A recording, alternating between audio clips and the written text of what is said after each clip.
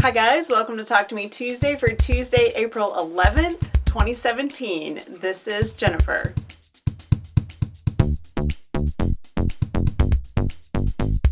I have another cram-packed day to share with you guys today because on Friday and Saturday, my husband was out of town, so I had friends over to sew both days. Yesterday was our next installment of Paper Piecing Vintage, so it is the next block you should be making if you're quilting along with us. So this week is Lily of the Valley, and I had so much fun pulling this fabric and putting this together. It's such a funky, almost psychedelic look, but if you look, these are jack-o'-lanterns.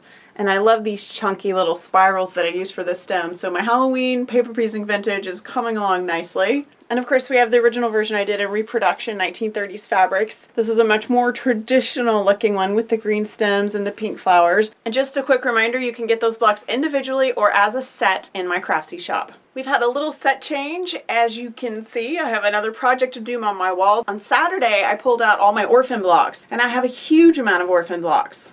No kidding, a huge amount of orphan blocks. I sort them by block style, by size, by anything that just makes sense to me that I think will make a good quilt. And I have a huge stack of Project of Doom blocks, and I had a huge stack of fandom blocks. The fandom blocks I left aside just for now because there's no real rhyme or reason to them at the moment. They're all different sizes, different fandoms. But the Project of Doom blocks were all essentially the same size. They're all the same theme. I did use most of the light background ones. I still have 6 or 7 dark background ones, like dark purple and dark blue. I think I might have one dark green in there, and then I have a couple of light backgrounds. All of these blocks were made by the Project of Doom Facebook group and shared with me to make quilts for Linus. Most of these were sort of like the wrong size, or there was an extra block, or they did a do-over because there was, they didn't like the fabric or whatever. So this will eventually be quilted and donated to the Linus Connection. My Juki, which is what I quilt on, is still in the shop. Wednesday is the 3-week mark, so I'm really hoping I get it back this week, and if at all possible, I will quilt this quilt or one of the other 2 tops that I finished for Linus previously. I announced the Fat Quarter Lotto last week, and I have received my first installment of Fat Quarters. There are 4 here. And just a reminder that you can get the details for this on Sewhooked. You can print the information out, fill out the little slips, send in your Fat Quarters, and the week of my birthday is the last week of April, I will do a drawing to give away all the Fat Quarters. I don't keep any of them, so you guys don't have to worry about, like, I'm not scamming you or anything. This is the 3rd year I've done this, and I've given away every single Fat Quarter I've received, so I'm really looking forward to being able to have this drawing and give away a whole bunch of Fat Quarters for my birthday. In between other things, I've been doing some more machine embroidery, so I have had a really good time playing with my machine. I got to stitch a little bit with my friend Domine this weekend. She has the next down size, so like the 4-inch hoop version of the Brother embroidery machine. So we were doing some stitching together on the weekend, and then I just had to stitch some more after all the ladies went home. So I had a project in mind that I had talked to my husband about. It was something that he liked and wanted, so I wanted to get that stitched out for him while he was out of town so it'd be done when he got home. So I made this pillow for him. This design is from Urban Threads. As you guys know, I love Urban Threads, and I would love to take credit for it, but nope. This is from Urban Threads. I will put a link to this in the description. I think the 5x7 hoop version of this was like $4. It wasn't very expensive.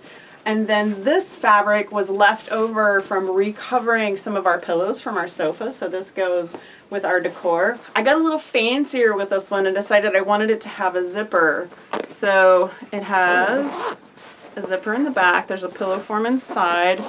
I broke out some of my very rusty dressmaking skills to put this zipper in, but I'm very happy with the way it turned out. I still need to pick away some of the little threads because I did the technique where you base the seam, open it, and then sew the zipper to the back so that you have a concealed zipper. He loves it, I am happy, and it is done. I was still in the mood to play with my embroidery machine when I finished that project, so I had saved Urban Threads' last freebie, which is this guy.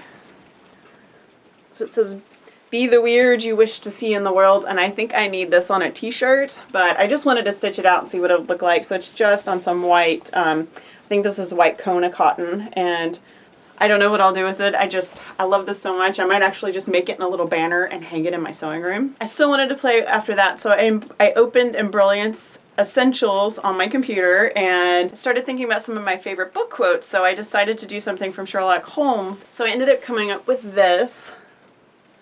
And it says, "To Sherlock Holmes, she is always the woman." This is from Scandal in Bohemia. This little design was a freebie and a package of embroidery designs that I got with like some interfacing and stuff. And then these, most of this text is just from Essentials, and then I have bought a couple of fonts as well online, but I think most of these were from Essentials. But anyway, I love the way this turned out. You may have noticed that this matches this fabric, so I may make this into a cushion as well to complement the Egypt cushion. Free Pattern Friday was last Friday, and I shared this free hen pattern, which was designed way back in the day for my friend and hopefully yours, Hard Hat Cat. I believe that was from Birthday Blocks when she was collecting for a chicken quilt, and it was it was a very long time ago, so I'm not 100% sure, but I'm almost positive that I designed that specifically for her. Talk to me Tuesdayers. If you're swapping, make sure you get your April swaps in the mail, and I will know if you've sent or not, because April is my birthday. I have received one thus far, but my birthday's at the end of the month, so I'm not too fussed about it. Just make sure you get your April swaps out. Tomorrow is the next installment of the Goblin King Labyrinth Quilt and Stitch Along. Last week was one of my designs. This is Ambrosia's. And during the week, I also finished the 6-inch false alarm.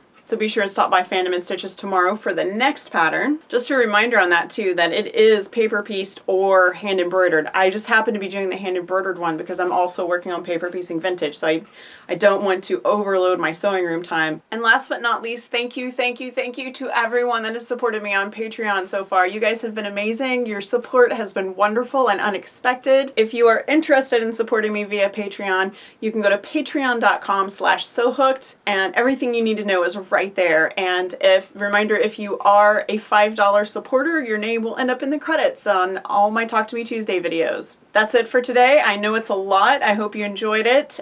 Be sure to come back next week to see what I've been up to, and post your own videos. I would love to see what you've been up to too. You guys have a great week. You have a crafty week, and I will see you next week. Bye.